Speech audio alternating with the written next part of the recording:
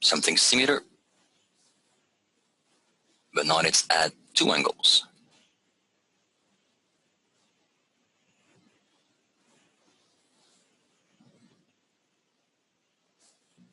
And this time, let's assume that the direction of motion is in the other direction, just to add a little spice in life.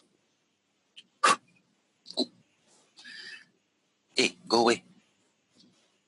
So let's imagine we know MA, we know MB, we know alpha, we know beta, and we're looking at the acceleration of the system. No mention of US from UK, therefore no friction needs to be considered. Same technique, same method. Let's go one after the other. Object A. We are going to have to consider the mass, specifically the weight, MAG. A is on the inclined plane like this, so there's a normal force perpendicular to that surface. Let's call it NA. We don't want to call it N because there's going to be another normal force for B. So if we use the same label, then we're screwed. Question from Ray. So we always have to draw the y-axis. Yes. Unless you have a problem that is so simple that you don't need the other axis. For example, system A. You don't have any forces on the y-axis. So if you ever end up with such a simple problem, you can just put the x-axis. For Newton, it doesn't matter because we don't need the y-axis as a datum like we needed in kinematic 1D. Kinematic 1D, we had to pick a direction for our axis to tell us the signs of the acceleration. But even though it was a 1D problem, we still needed the other axis to tell us all the initial values. So we still needed both. In Newton, you technically do not. So if you have only force in one direction, you don't need to put the axis in the perpendicular one. Does that answer your question, Ray?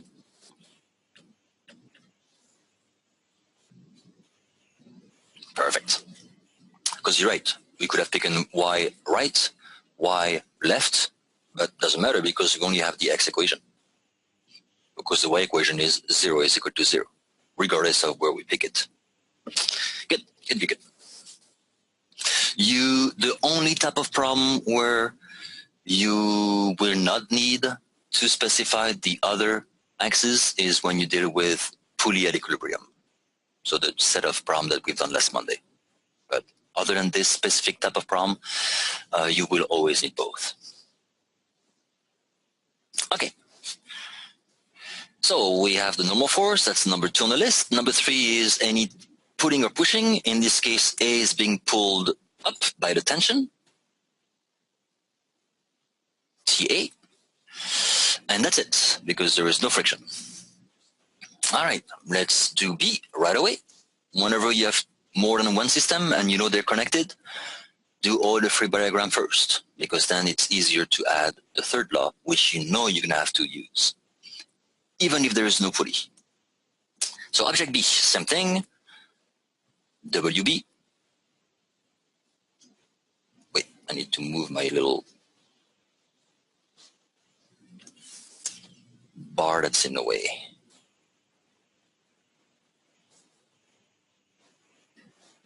Ugh. Okay.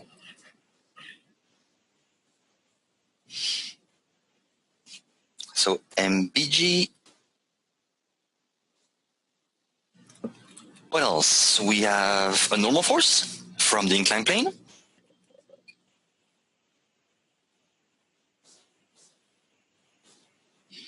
Perpendicular to it.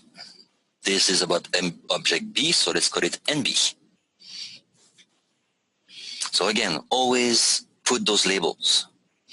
This is A, this is A, this is A, this is A. If this is B, make sure you keep it B and B. Do not give him the same name. MG and an MG, or N and N, or T and T. T, you can get away with it because you know what we're going to be doing, but the others, you won't. So be careful. What else? Well, the tension. That tension is up the inclined plane, obviously. And that's our TB. All right. Now we realize we have 3 unknown on the top, 3 unknown in the bottom. That's 6 unknown. What? Yeah, 6 unknown. TA and A and A. And on the bottom, TB and B and A. But A is common, so really only 5. So we have 5 unknown, but we can only write 2 equations. So we need something. Same as before, we realized by Newton's third law that this TB is this TB, that's for sure. This TA is this TA, that's for sure. And the fact that we're not giving any mass for the pulley, this suggests that we can assume our mass or pulley to be massless, and hence TA is equal to TB. Make your life easy, state it at this stage, and then drop the subscript. Now we're good. We have N. Oh, wait, I dropped the script of the wrong guy. Oh, not the N, the T. Oops. That burger. Hey, oh, where'd you go? Go away.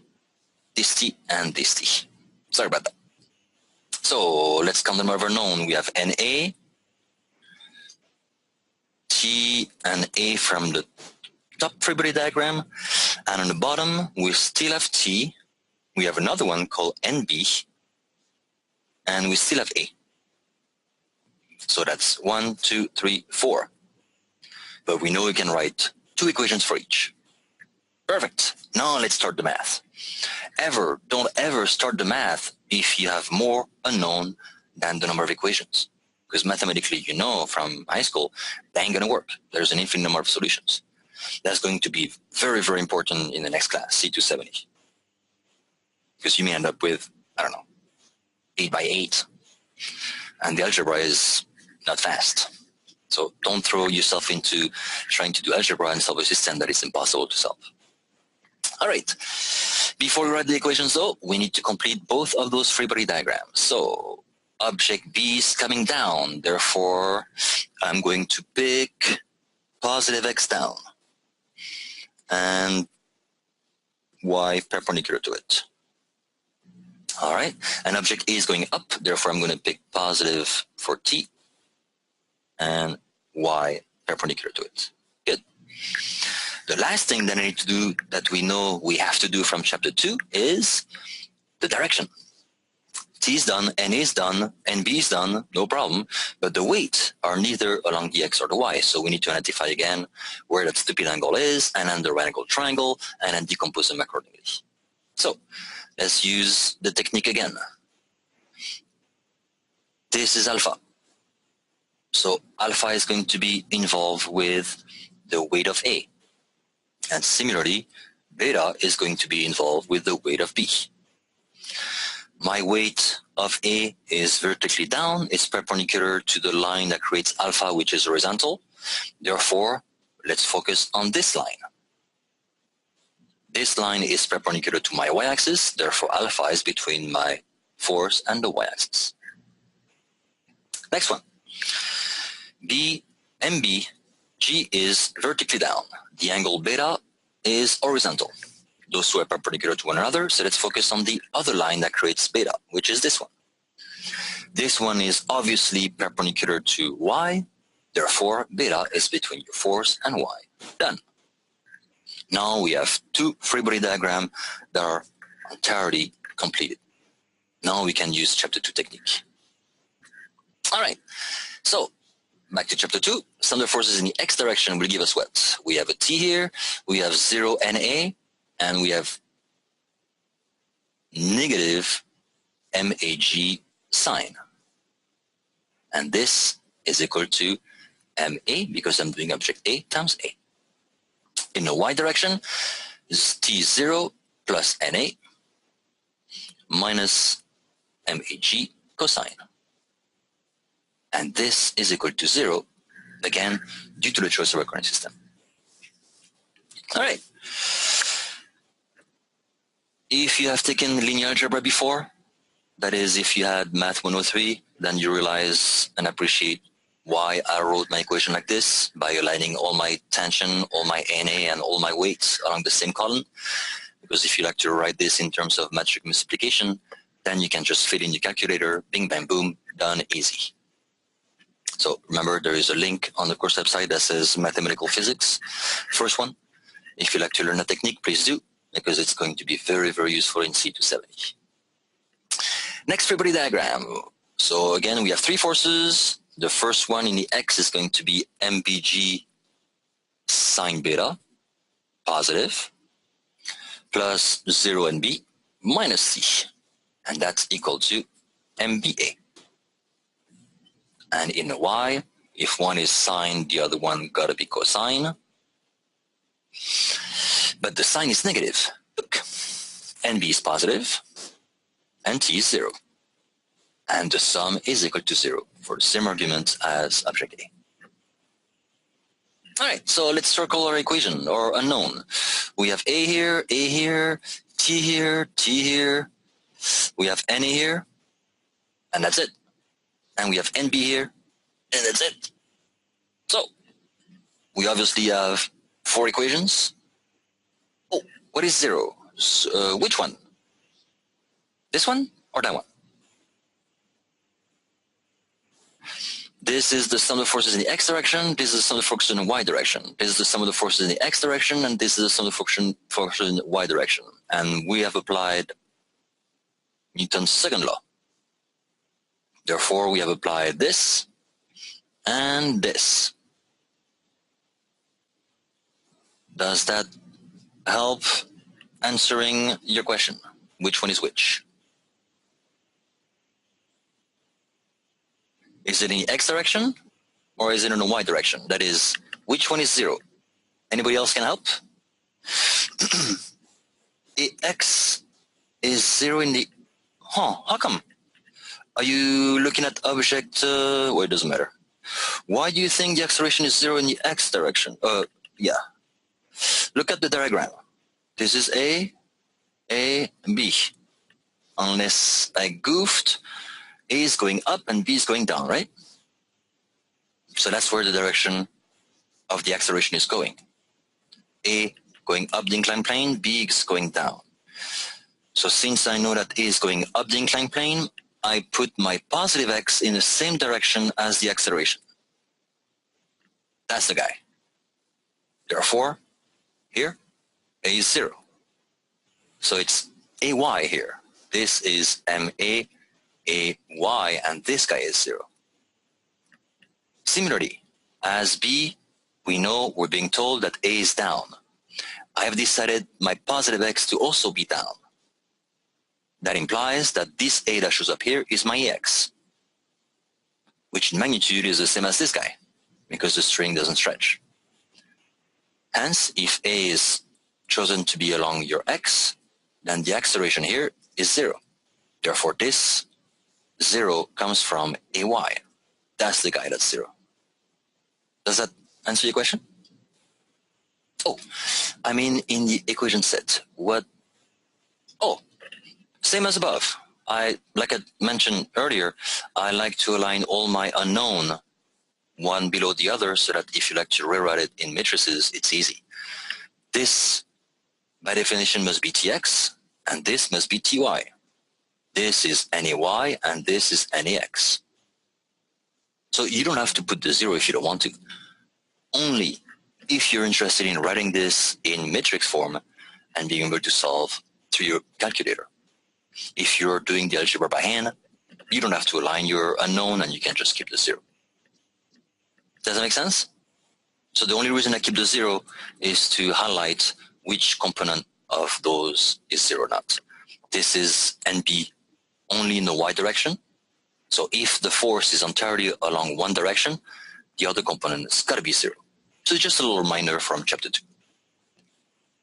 Did I? Okay, perfect. So again, yes. If you are solving for this by hand, you don't need the 0.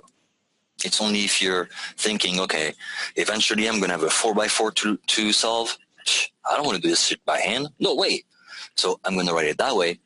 Look at the link on mathematical physics, rewrite this and rewrite it in terms of matrices, so I can put in my calculator and I can press the button, boom, and I save a good 10 minutes per question on every question of the test. It's up to you. It's up to you. It's up to you.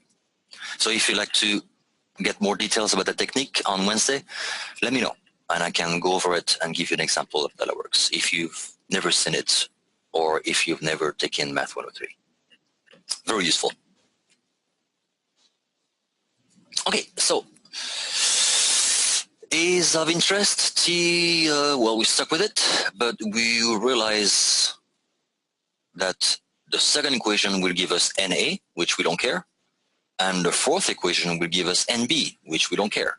So really, a 4x4 resumes to a 2x2.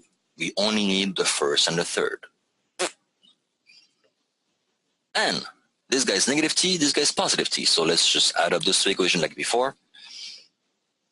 The algebra will be trivial. We'll end up with negative ma g sine alpha is equal to maa. And I'm going to add plus mbg sine beta. And I'm going to add mba. Okay, so I just added equation 1 and 2 together. So now I can solve for a easily. A is going to be equal to mb sine beta minus ma, stuck with the sine alpha, but I can't factor g out. And on the bottom, same as before, total inertia of the whole system. And again, if we're being told that B is going down and A is going up, obviously MB is bigger than MA. And you will see that MB sine beta is also going to be bigger than MA sine alpha, so that the acceleration is positive. So your numerical value needs to be consistent with what is given to you in the problem. If you end up with a negative acceleration, then you know something is very, very wrong somewhere. So either you trace it back in your algebra, or you trace it back in your equation, or you trace it back all the way to your free body diagram.